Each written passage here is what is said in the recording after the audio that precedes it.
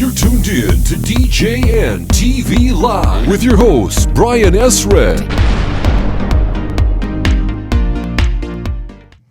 All right, it is time for us to talk to those of you out there who are having kind of a exciting evening and you thought, hey, I'm just going to bring it down a notch with Brian and John. Hello, everybody. So that's our show for tonight, bringing it down. Good night. Yeah, it's a short show too. So before we came on, we were talking cars and fun and all these different parts of life that kind of get in the way of our DJ and performing and looking at gear and playing with gear. Because, that's kind of the way it is. I think we need distractions, though. I really do. I and this is the truth. I think if we're just hyper-focused on one thing for too long, we almost get too close to it. And when we're too close to something, oftentimes I find personally that I start losing perspective. Whenever I talk to anybody who I would consider like really smart and innovative and successful, whenever they tell me about an innovation that they had or an epiphany they had, it was never while they were sitting at their desk cramming away at whatever the task at hand was supposed to be. It was when they were at a bar talking to a guy, or when they were at a party, or when they were watching a movie, or when they were on vacation with their family, or whatever. So yeah, I mean, there's something to be said for perseverance and dedication, but I think when we're too close to it all the time, we get tunnel vision and we can't see the forest for the trees. So gotta get out and do something else once in a while. I think it's important. And probably one of my favorite things that I like to do is just to go mow the lawn. Because I spend more time while mowing the lawn in thought about whatever, and then all of a sudden, tomorrow's disc jockey news is going to be an example of that.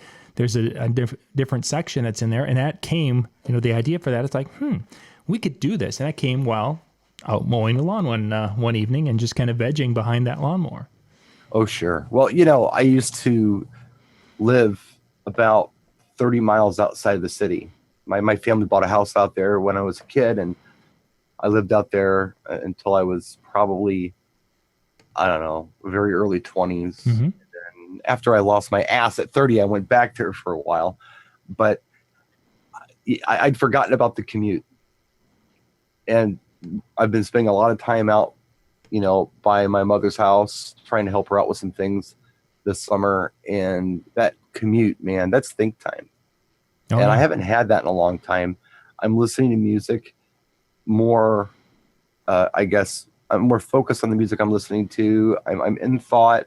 I'm not particularly stressed out. I'm actually winding down. I'm working things out. It's good. The commute is good. I forgot all about it, but it's really good. I've been in the city for so long. It's like, the store's a mile away. It's no big deal. I can walk to the gas station. I can walk to get a coffee. And that's all well and good, but you need that time. I do anyway. I miss the time just kind of doing that commute. At first, it was like, oh, God, I remember this. I hated it.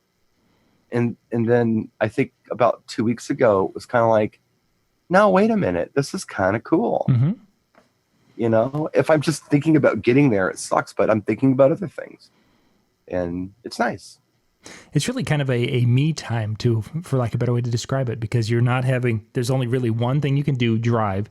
And then anything you do beyond that is kind of that me time, whether it's talking to someone, which on Thursdays, that's one of the things I like about doing that newspaper route for the local newspaper, is that if I just am kind of needing one of those days to just veg and just go through the motions and do the things and just let your mind wander and do other things, I can do that. Or if I want to talk to someone, what have you.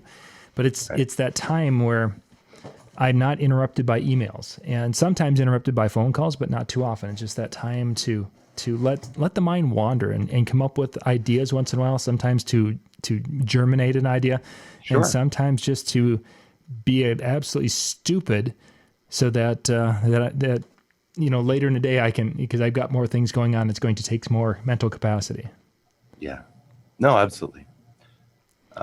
And so, yeah, that's what I've been doing, working on cars and things. And not because I need to work on my car so it'll go somewhere. I'm working on project cars. So I'm having fun. Silvio asked a question. He's asking about my recovery.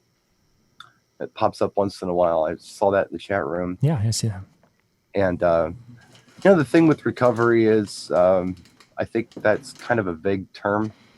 Some people feel like recovery means that you actually have this, I call them the praise Jesus moments, where all of a sudden it's like, hallelujah, my arm can work now, or whatever.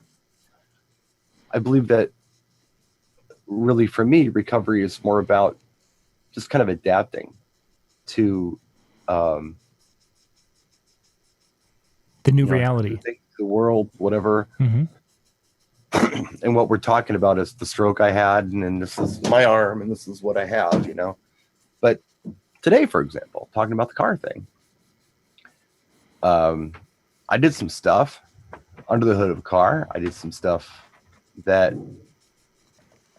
my mom was like, oh my God, I can't believe you can do this. And I'm looking at her like, how many mechanics do you see that have both hands under a car? Every time you're working on a car, it's a one-handed thing. You can barely get it in that space, and you're kind of working within these really tight perimeters. It's no different. I mean, really, it's a state of mind. Recovery is just, for me, it's just not letting it hold me back. Sure. I feel pretty good though. I feel pretty good. Am I doing better? I feel like I always get stronger. I do have setbacks. I'd forgotten all about it until somebody brought it up to me, but I think either right before or right after my father passed in June, I twisted my ankle pretty bad, and I was limping really bad at the funeral. But there's no trace of it right now. It's healed. I guess it's stronger than it was because I don't have any problems with it. It's not causing me any pain or discomfort. I'm not being cautious with it. So you have little setbacks, and you have good days and bad days, just like with everything else. Am I physically better than I was? No, not really. I mean, if I am, it's so minute that you can't tell. But I'm always getting stronger, and I'm always just trying to push forward no matter what. So, as long as we're on this topic a little bit, some of you've had to change some things in your life, obviously, and there's things that you can't do. How is that? As you've been, a few years away from the stroke and such, but as you run into things today that you just can't do, and speaking from experience, there's days that really kind of gets me down a lot. Well, I've been down too. It's been a rough summer. There's been a lot going on over here, but the thing that I think I learned when I initially had the stroke, the direction I went was a direction most people don't go in.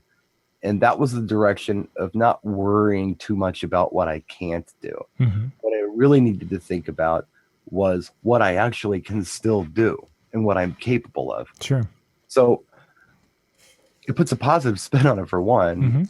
And if there's something that you cannot do or can't do anything about, you can't do anything about it. It just is what it is. But instead of worrying about that, think about what you actually are capable of doing and do that. And sometimes it may seem that you're not capable of something. You may say, well, I can't do that because of this or that. But if you think about it and you reason it out, it's problem solving. Necessity is the mother of invention. The micro system happened because I couldn't do a maxi system anymore. Right. Everyone said you cannot DJ anymore without an assistant. There's no way. It's impossible. You're never going to do it. What did I do? I came up with a method that worked for me, and I inspired a lot of people to do a method that worked for them. Some people who were ready to go into retirement because they felt like they couldn't do it anymore. Like, wait, there's another way. Here it is. It's the mother of invention, man. I mean, instead of worrying about what you can't do, think about what you can do, or think about the tool you need to accomplish what you want to do. And if you absolutely can't do it, fine, you can't. Or if there are some things that are just a hassle. I don't feel like doing them. And I'll give you an example. I don't do laundry. Okay, I just don't. Is it that I'm incapable of doing laundry? I could probably figure it out.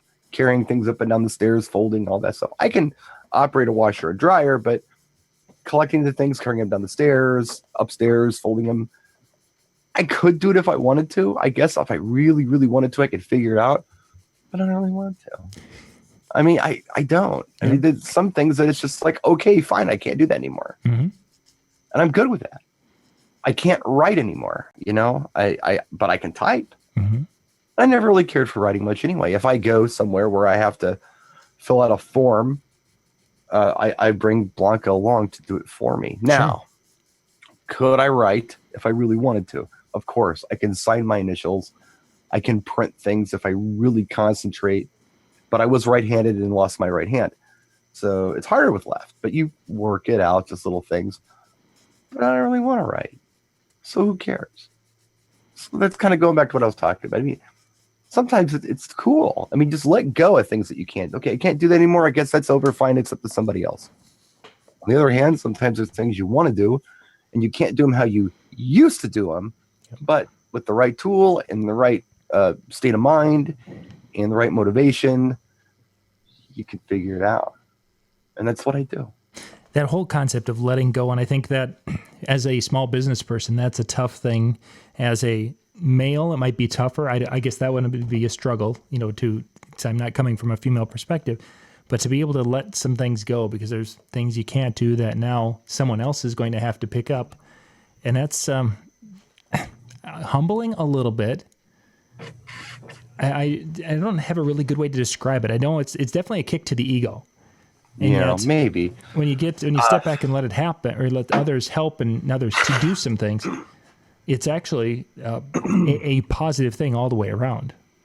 But it's something that we don't want to do. Yeah. I mean, like I said, there's not a whole lot I can't do. Mm-hmm. I mean, if I really think about it, here I am. I'm over 7 years out, and even a year out, there wasn't a whole lot that I just couldn't do. There are a few things I can't. Going back to the car, for example, my mother and father and I were building a 65 Mustang convertible. And we pretty much had it wrapped up, except for a few odds and ends, about 3 weeks before my stroke. Now, when I say wrapped up, drivable, streetable, looks great from 10 feet. Yeah, I need a couple little things, but those little things never happened because I think it kind of, my whole family was kind of bummed out about the whole situation with what my condition. And then my sister was in a really bad accident shortly after that. And it was a really rough year for the family. So the last thing that my mom and dad wanted to think about was working on this car. Mm-hmm. Well, my dad's gone now. He died in June. And my mom and I were out there today working on that car. Just little things. My mom had polished up. If you know what a 65 Mustang looks like, the grill has this, what they call a pony in a corral. Yeah. It's cool looking, like, the Mustang horse. And then it's got some stuff shooting off of it. The 65 is unique like that. Well, she had taken it apart and cleaned it up and made it really nice, before my stroke happened. But my dad was never motivated enough to put it on the car just because he had other things on his mind, and then time passes and the damn thing gets buried in the garage because he was a hoarder or whatever. Yeah. And the thing sets. So we went out today and did. I'm like, screw it, let's put this thing on. It was driving Blanca nuts every time she looked at it. Why isn't that on there? Now, the reason I bring this up and why this is relevant is because, unfortunately, I cannot drive this car because it's a 4-speed. Okay. So what are our choices? Oh, no, I can't drive the car. It's over. Or I put an automatic in it and drive it. Gee, that solves my problem. There you go. Mm-hmm. Problem solved. Automatic in the car. Is it being done right now? No, but maybe it will. That's the solution to the problem. Not for me to get a bionic arm or any of that. It's that's it. It's an easy solution, relatively easy solution. Put an automatic in the damn thing, and I'll drive it all over the place. Mm-hmm. So there's always a workaround. And it may not seem easy sometimes, but it's possible. And possibilities are really what it's all about. As long as it's possible, it can be done. Mm-hmm. So, just a little philosophical moment here. Well, no, it's just how I have to do things. No, You know, everything. It doesn't matter what it is. I mean, if I'm looking at, I don't get a lot of help. You know, most of my DJ pals are pretty busy people. They got family, they got lives. This light flickering's bugging me. Yeah, it's pretty prominent all of a sudden. Yeah, I got this light that's going out above me. I got to swap it out. I have friends who just aren't available right now, so I'm on my own a lot. You know, Blanca helps. My daughter, she's busy with her own thing right now. So I'm kind of on my own with a lot of things. And when you're on your own with things, you got to work them out. So that's what I've been doing, when just working things out. You know, so, this is hard. I don't want to do it. Or this is something I really could use some help with. But seeing how I don't, let's see how I can work it out myself. And I do just work it out. Just following the chat here. They're talking about tomatoes and salsa right now. Talking about something other than what I'm talking about because I'm boring as heck. I know we're just hanging and chatting here a little bit. Getting on to let's kind of hit a couple of DJ things. DJ Expo, of course, is 2 weeks away. Yeah. Tonight actually is the big DJNTV event that Howie and Jimmy have been working feverishly on. The Irish pub. I'm just letting them take care of it. I don't even know what's really happening. I saw a post I was tagged in today. It's happening, I think, Tuesday night. Yeah, Tuesday night. So it will be an interesting. Actually, we've got a little spot. We're gonna actually run. So for those of you who haven't seen it, we're gonna run a little commercial Jimmy put together here. So we'll be back in about 30 seconds.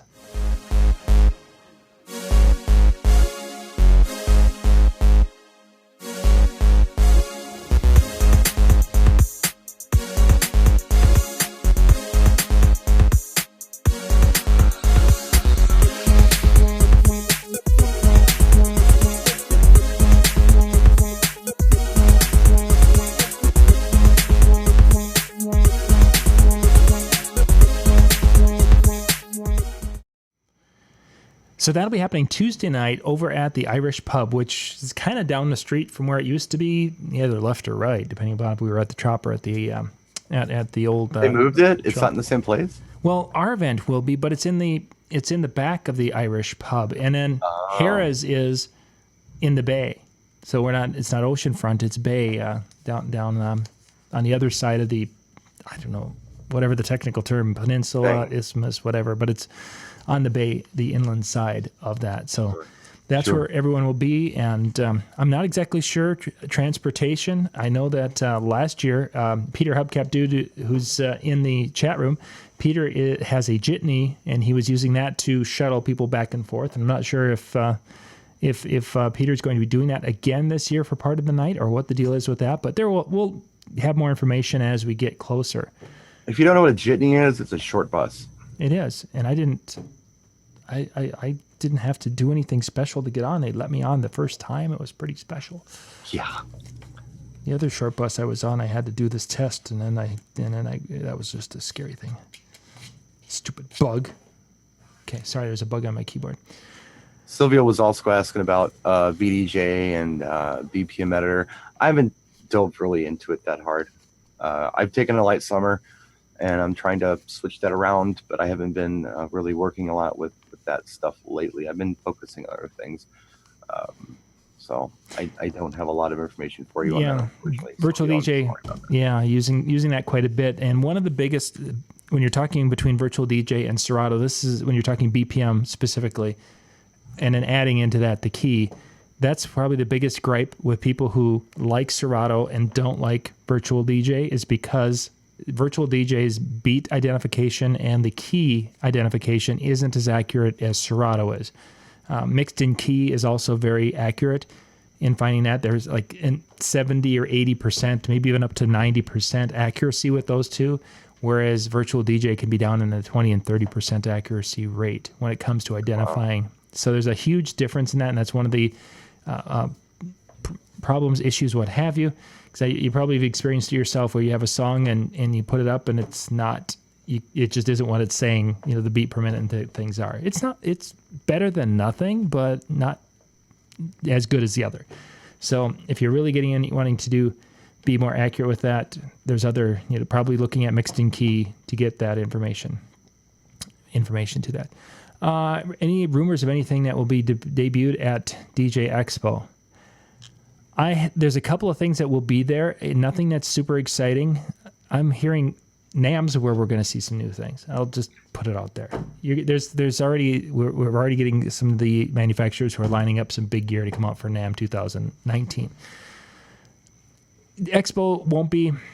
I don't think we're going to see anything that's going to be like, oh my gosh, because Pioneer just introduced a couple of new boards, 2 months ago. So there's really nothing new from Pioneer coming out. Denon might be a slight possibility because Denon and Newmark have always liked to do something if they haven't done anything. And they really haven't come out with the last new board Denon came out with was the 7000, I think. And the 7000 was 2 years ago already? Yeah, 7000 was 2 years ago. So Denon is probably of the controller companies is the closest to being ready to do something again. But I think they're still pushing the Prime system, and that's really going to be kind of a featured item. And then they, had a press release a couple of days ago about the Newmark Party Mix now working with Serato or something like that. So I don't see too much in that realm. There might be some demos of virtual DJ, utilizing some of the technology in the booth there from Denon, running some light show because of Denon going and being involved with that. But yeah, well, I'm curious to see what it's going to be like this year. I'm curious about the new venue and what's going to happen. I'm looking forward to seeing what's going on here at Expo. Yeah, it'll be a good time. As Jimmy or somebody mentioned in the chat room, it's going to be the cash and carry as it typically is. I expect actually as far as pricing and such, because we haven't seen anything new coming out for a while, I think we're going to see some really competitive pricing in there because they need to clear out, and there's been a problem with some of the manufacturers where they were coming out with things too fast, and they weren't clearing out the old stuff before the new stuff was available. And we've seen that numerous times, and all of a sudden they've got dealers are sitting on tens of thousands of dollars of lights in the back, and here comes the next generation of that light, and that's happened to a few of our dealer friends, and they're like, "What? How are we supposed to deal with this?" So, well, let's talk about what you can get out of an event like DJ Expo. I never went to these things personally to see new equipment. When you've been in this business as long as I have, there are certain things that are just groundbreaking. They happen and it's like, oh my gosh, this changes everything. Just off the top of my head, computers, MP3s, LED lighting. Those were things that just blew my mind. Powered speakers. Even before that, lightweight amplifiers. But really, that stuff is so few and far between. I mean, what do? We play music for people. And yeah, some people are into the production. They're doing the big production stuff. And that's cool. But the bare bones basic as to what we do is we play pre-recorded music for other people, from other people to our audiences. And what's groundbreaking going on there, I don't know. But it doesn't matter. Because for me, it's about connecting with other DJs. It's about sharing ideas. And it's not usually about doing this in an organized fashion. Because what a lot of people will do is they'll get the idea in their head that they want to go to these expos to learn. And to do this, they feel like they have to attend all of these seminars and cram this stuff. And then usually after they go to all these seminars, they're criticizing some for being better than others and all that. And in the meantime, these people have been missing all of the great shop talk that's been going on in the hallways, in the casinos, and at the Irish pub. The little cool nuggets and conversations they could have had with other people. That's the gold for me at these conventions. We've got all of these people, whether it's 100 people or whether it's 10,000 people together in one place, and people are usually off guard, and they will share information with us that they may not normally share. It's been my I guess, observation. Somebody from the West Coast isn't going to be as guarded as they might be at their local ADJA chapter. They're going to tell you things. They're going to tell you what they do and how they do it. It's interesting. Oh, and sure. The East Coast is so cool like that. I mean, there's some big things happening over there. Mm-hmm. I think they do a fantastic job. You've got your crowds that do the big production bar mitzvahs, for example. And the stories they tell and the types of productions they're doing and the clientele that they have and what they've been able to achieve is inspiring. It's so cool to hear these stories and to take little nuggets from them and take little things from them. So my challenge to anybody out there who's going to be attending Expo is find one thing that you learn at Expo. It doesn't have to be in a seminar, but it can be. It could also be from another DJ just talking to him that you can apply to what you do to help better your services or your income or just your general happiness in your job. Find that one thing and take it home with you. Put it in your pocket and make it yours. That's what I try to do. Mm-hmm. Unfortunately, when I go to these shows, a lot of the times I'm just taking pictures of people. Yeah. And not really, I don't get a chance to be anonymous too often where I can just talk to a guy. But no, those of you who are just showing up, man, just talk to everybody, you know, find out what they're doing and help others. You made the idea of talking and such, and because we know more people and we're knowing more people on a personal level, I find that I will go and talk for 2 or 3 hours with a group of people, you know, here or there, what have you. And it's like, you know, back in the day, I would have talked shop at some point in time. But now we know each other and we know families and we know different. And so now it's like, hey, you know, how we're the, you know, like tonight's show, we haven't talked much shop whatsoever in this conversation in the first half hour because it's more, you can talk more on a personal level. I can go talk to Big Daddy and talk about his grandbabies and his kids and where everyone's at and how everything's going. And we can talk about that for 15 to 20 minutes. Nothing DJ related. Whereas back when I was first going to these things, and you'd be like starting and talking, and then you'd find out that, oh, you do bar mitzvahs, and wow, that's really cool. And yeah, and how I never understood how do bar mitzvahs work? And then he starts talking. Do you scratch? Yeah, exactly. You try to build a conversation around that, and it's cool on one hand because you enjoy the conversation, the camaraderie, and the friendships. On the flip side is that when I leave and such, and I've had a spiritual fulfilling day is the best way to describe it, but it's like, I can't say I have a really good thing to stick in the bank to make it financially profitable to go to the show beyond the friendships. Work on it. That's your fault. And it really is your fault. And you need to work on that. I mean, if I can go to a show and I can pull something from a show that I can use, then you can too. Oh, I'm sure. Anybody can. We just don't need to. I mean, you need to say hello. You need to say how's the family. You need to know about the grandkids. You need to know about whatever the health scare was, or offer condolences or whatever. But that's your opener, and that's what it is. And from there, you go into your thing, and then you can do a closer as well. But right there in the middle, there should be something. What are you up to? How are things going for you? Mm-hmm. What's working for you? People will just offer things. Oh yeah. They will just offer. And I tell you, man, you know, I do videos, as you know, and I talk to people. I try to help people with technical things or just kind of dilemmas they may have. And I try to offer the best advice I can. But the truth is nothing beats FaceTime. Nothing. Yep. You can be on social media 24 hours a day, 7 days a week, and you're still going to pull something on a more personal level from someone face to face, sitting down, having a meal, or in the hallway, or whatever, or having a drink together, than you are all day on Facebook. That's just how it is. So that's your fault, John. Shame on you. Get out there and talk to people. Well, I do talk to people. That's the point I'm making is I'm talking to people and I'm chatting and finding out. But you're too close to it. You're too close to it. Yes. You know, this goes back to looping back to what we were talking about at the top of the hour, if you will. Sometimes you can get too close to it.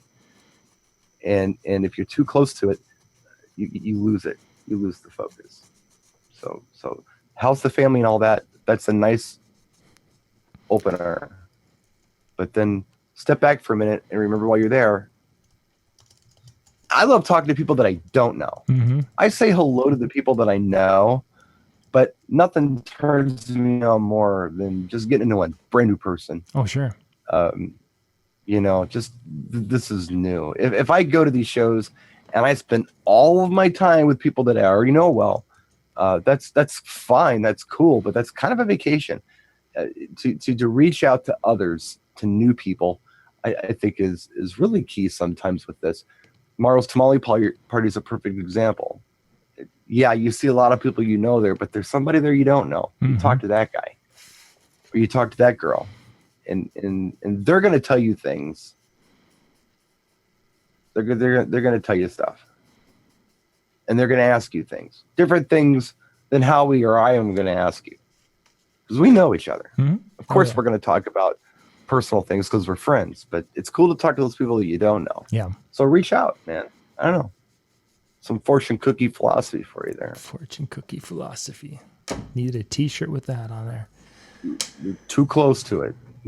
Yeah, if you step out of that comfort zone and say hi. Yeah, Reggie, if you got a question or anything you want to throw out, just toss them in there. Somebody was asking about cable management. So going back 20 years ago, is basically where people before scrims. What was life like before scrims? Looking back at what DJs in our area did in that time frame, which would be in the central Minnesota, I remember it was very common that you would have cords everywhere because light shows were sometimes switches and a park can that was run by a wall type switch configuration, and cords were everywhere, and that was just the norm. It was the accepted strategy, we'll call it, for lack of a better way to describe it. Cable management, if they were kind of somewhat straight and they weren't a coiled mess of wires, if they were straight and you're going to their spots, you were happy. Yeah. Well, have you seen a band? I mean, Howie mentioned, we look like bands. Yeah. But bands still usually look like that because you've got 5 different guys combining 5 different setups together to create music. It's the cable management. A high-end concert might do a better job with it, but your typical band playing at the state fair or at the local bar is like typically going to have this neat, clean setup. For some reason, DJs have it in their heads that neat and clean cables equals success. I don't know where this came from, but that's what they think. And yeah, you want to make an effort. I think some people take it too far. Yeah, Jimmy. It becomes this obsessive thing that is distracting, I believe, from what we're supposed to be doing, which is being creative people and just incorporating whatever we can to make the experience better for our audience, opposed to, isn't this neat and clean? Well, if you suck, you suck. It doesn't matter how neat and clean it is. Yeah, for sure. Yeah, it's always interesting. And of course, no, it's okay. Go ahead. Yeah, it's always interesting when you are putting pictures up or people are seeing some of the pictures. And Jimmy's on. If you I've sent him a picture and such, and he's talked about the cord management. It's like, dude, when the lights are out, no one sees. I'm not behind the head table. Obviously, when I'm behind the head table, it's a different world. But you're seeing it from my perspective, and there's going to be cables and different things. Photoshop out my wires. I've seen it look ridiculous. Yeah. I mean, I've seen people just, they've got a T-bar set up and their cables are hanging straight down. And yeah, exactly. I mean, there was no effort put into this at all. But really, I don't know. And some people highly disagree with me on this, but I really feel that as long as you put some effort towards making things look decent, you're okay. If you are the kind of person who looks at a setup and picks out every little time you can see a wire exposed, you are not the audience. You are, again, too close to it. I think that's a really good way to say it. You're too close to the problem, Jimmy. That you just can't focus on the audience. From their perspective, they don't care. Like the audience really doesn't care if you've got speakers that are 17 foot tall and quad 18 subs and such and da da da da da. They just want to have a decent sound on a dance floor that they can have fun to or have fun with. They expected to see cables. They know it's not magic. They know you have to have power. Mm-hmm. So, yeah, some effort needs to be put in because it really looks pro when you know how to, kind of, manage cables. But you still see the cables are just managed somewhere. Yeah. Invisible cables is this really weird obsessive thing that some people do, and no more power to you. But I don't. Yeah, it's they understand that we need electricity to do what we do. So it's magically delicious. Relax. That's me though. I mean, what do I know? Mm-hmm. That's how I see it. And I put effort into it. Mm-hmm. I don't go crazy with it. I'm not sitting up at night going, "Oh my God, how can I hide this cable better?" I'm not doing that because it's fine. Mm-hmm. Those little elastic little bungees, the ball bungees. I am good to go. That reminds me. Yeah, those are cool. That was an idea Mike Sanchez introduced to me. Yep. I've got the 4-inchers. I think I should get the 6-inchers. I think that would be a better fit.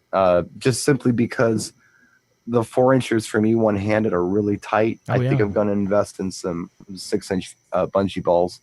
I think it'd make my life a lot easier. I don't need to have things wrapped that tightly. I mean, I'll try to, connect the 4-inch bungee balls even around the pro event table with, a couple of wire or a couple of cables. And I slip and the damn thing smacks back at me and hits the top of my hand and it's painful. Oh yeah. It's just, I got too much tension on it trying to attach it. So I think I'm going to invest in some 6-inchers. I think that'll be a better fit. Yeah, I really, really like those. I use those. Little kids, if they get too close to the sound system, you just kind of hold that ball between 2 fingers and you just bing in it. That's a slingshot. That's a lethal weapon. Flicking bungee balls at everybody. That thing will go.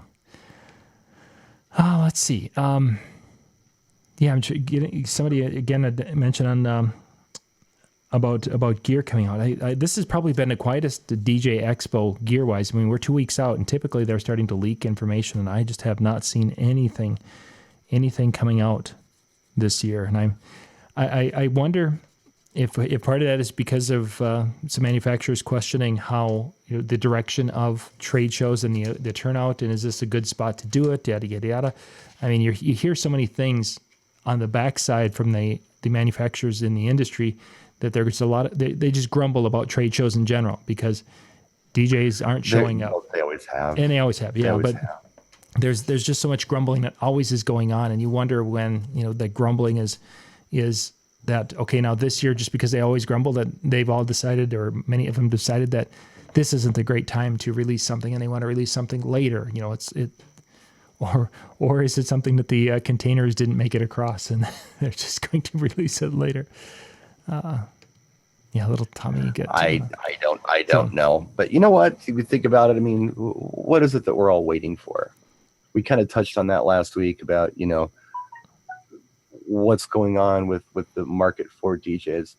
There are so many products out there that are great for us. There are a lot of products out there that nobody's made yet, or they stopped making and we don't know why. Mm-hmm. So what would excite you? What would excite me?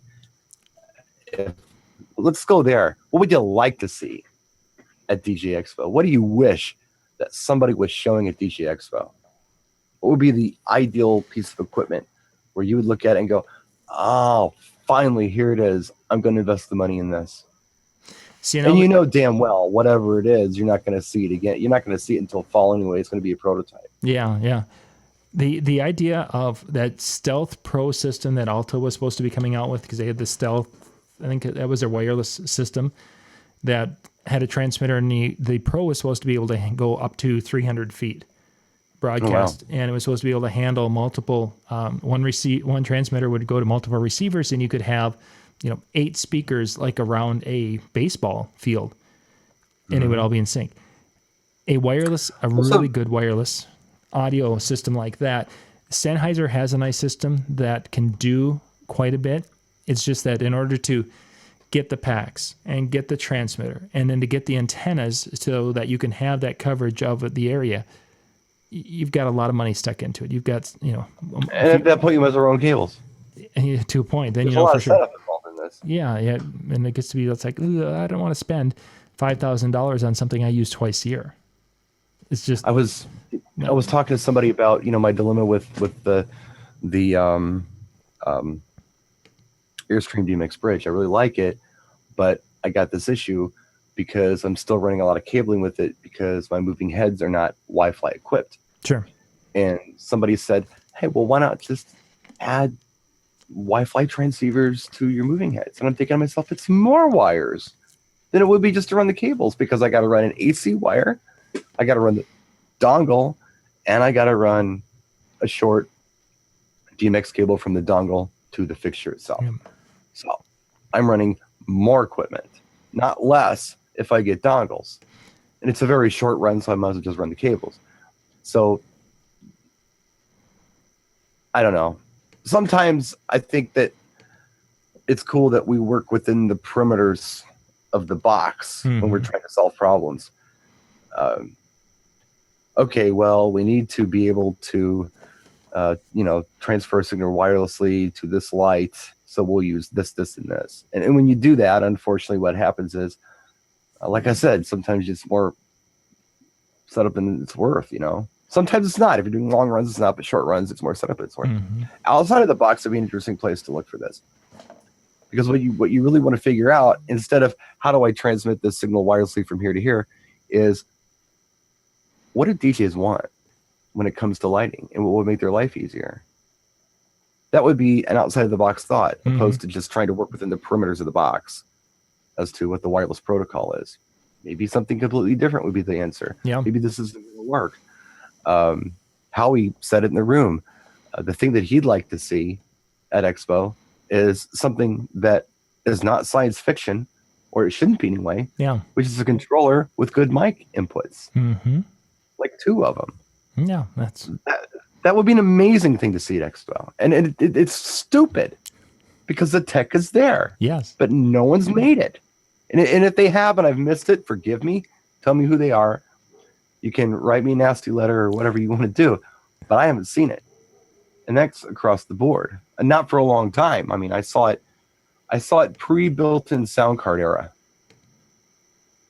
I saw it one time that I can recall with built-in sound cards, ASIO sound cards, and that was the Pioneer DJM 5000. Okay. I don't know if I talked about it or not last week, but no, I don't think it was so. a 19. No, okay. Well, here's the deal with that. It had really good mic inputs, and it had high, mid, and low EQs on each mic input, and it also had effects. Now the effects had a bit of delay on them, but they were there. But they were good mic inputs, 2 of them. I remember having the conversation with Pioneer in 2008. Like, well, what do DJs want? I said they want good mic inputs, and they want 2 of them, and you need that MIDI cue on the microphone. Why? Well, because vocals in the MIDI cue range, and we're talking on a microphone, so it only makes sense that we have control over that for feedback or whatever. So they built it, and they built a nice one, but they built a 19-inch rack-mountable mixer. Right at the same time that everybody else was going for a 12-inch club mixer or a 10-inch mixer. They were going smaller. They were getting out of the racks. So instead of Pioneer saying to themselves, wow, maybe we ought to make this in a 12-inch mixer, they said, DJs don't want this. And they just stopped doing it, which isn't at all what happened. They got the wrong message. And I haven't seen it since. And people are buying all these, microphone amplifiers and preamps and mixers to run into their systems to compensate for this lack of technology that is incorporated into the tools that we use. But like we talked about last week, this has always kind of been a business of being ingenuitive, where we have to kind of be our own techs and we have to figure out solutions ourselves. Most of the time, the stuff is just not prepackaged. Yeah, very much so. You got to go to the hardware store once in a while. just do. And that can be kind of fun. Yeah, Reggie, well, if you're inclined, some people aren't, and those are the people who get frustrated. yeah. They want to buy turnkey out of the box, and if they can't do that, they get discouraged. But those are the kind of tools that we needed to have as DJs 30 years ago. You know it, John. I mean, we couldn't just go buy a DJ in a box and go for it. It's not how it worked. You had to build something. Yeah, somebody else had built something. You could copy that, but it was more interesting to build something that was an improvement, that you saw as an improvement. And we did it. I don't know. Let's see. Let's hit Reggie's. Reggie had a question about subcontracting yourself out with another DJ service. What should a person look for when doing that? As a subcontractor, or as someone who, as he would be subcontracting himself for a different company, is the way I would take it. Well, I don't know. I can only, John, you might do better on this than I will, but I mean, for me, I'm happy. I don't do it, but I would be happy to take events that I couldn't do and know that I had somebody who can handle them as a subcontractor. Mm-hmm. But I think for me, the scary part would be, will this person handle the event with my name on it, with some, without it making me look bad? Yeah. So with that in mind, I mean, there are people that I know that if I had booked a date twice under my own name, that I would not hesitate once to send them out, because I just trust them. Sure. And they'll handle it. So I think the answer to the question for me anyway would be to be trustworthy, to have a reputation where you're going to show up, where you're not going to make anybody look bad. You're not going to tarnish anyone else's reputation. You're going to take care of business. Best advice I can give on it, if you're looking for sub work, be trustworthy, because nobody wants the sub that is iffy. Will they show up? Will they show up drunk? Mm-hmm. What are they going to do to piss off the client? Now, to switch it around from the other side, as far as if I'm going to go work, and I probably have worked under 5, 6 different banners over the years, filling in for people here and there. Just because of me being more experienced and such, they felt comfortable and trusted me in that role. Right. My thing is that I've also turned down probably a dozen more that have asked over the years, hey, can you go and fill in for us? And it wasn't a money issue whatsoever. It was generally a reputation from my perspective, is that I did not want to go and work under their shingle because of knowing some of their business practices and different things with that. In a couple of those cases, it was like, if you want to send them my way, I'll honor their contract, but they need to know that it's me doing it and my company doing it, as opposed to me running under your shingle and me now being John Young from Joe's Greatest DJs.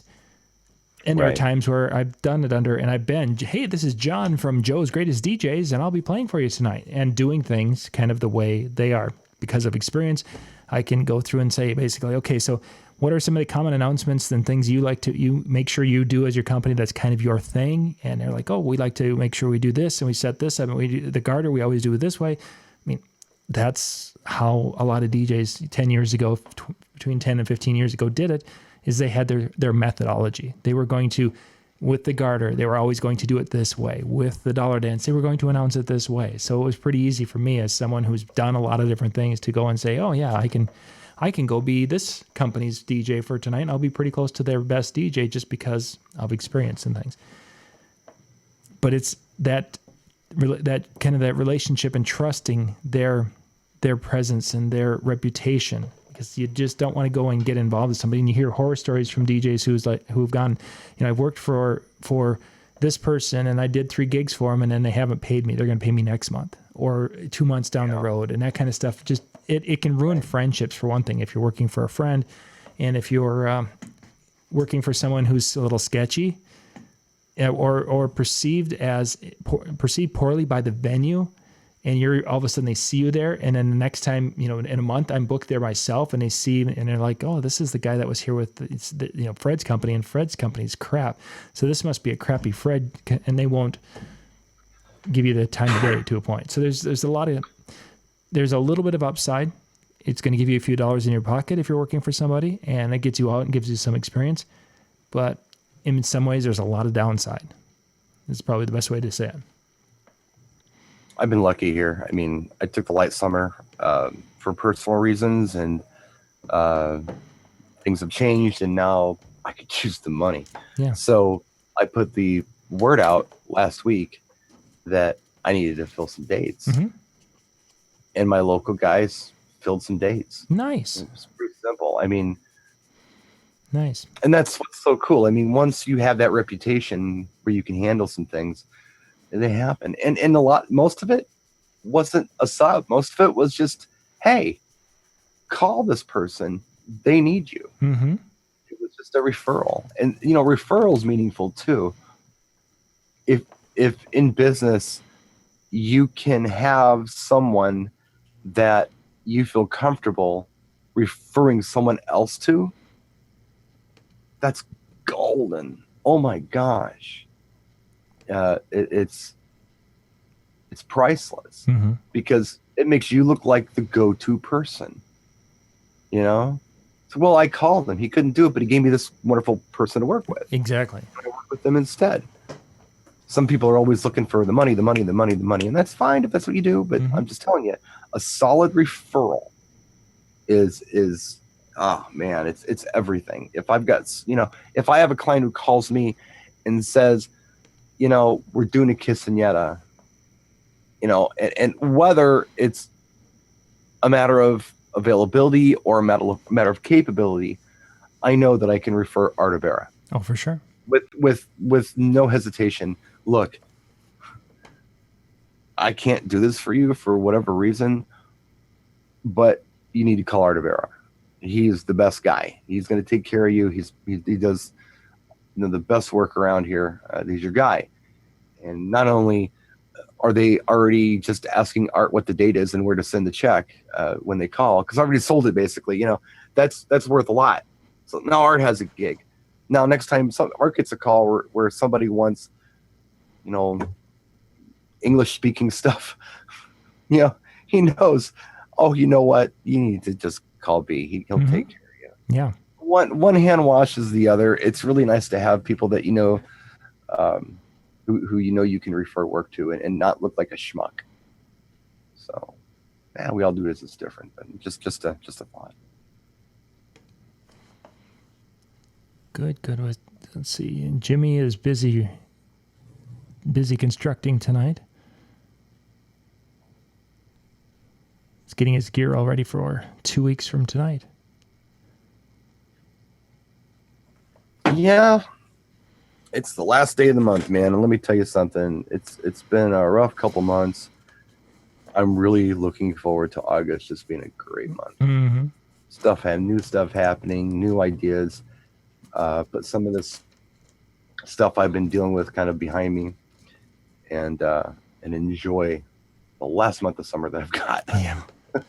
Yeah, and it goes Going to enjoy it. It's going to go incredibly quick. Yeah, that whole week of DJ Expo. It's like Michael and I will leave Minnesota on a Sunday, fly to and get to Atlantic City. We're there for a couple of days. Then Craftsman Tool flies us to Baltimore for their they're doing their tool release now that they are no longer with Sears because of Sears' situation. Craftsman is rebranding themselves, and we were invited as one of the media to come in. So they're flying us in there and are going to take care of us for a couple of days. And so it's going to be like 6 days that he and I are gone from Sunday to Friday.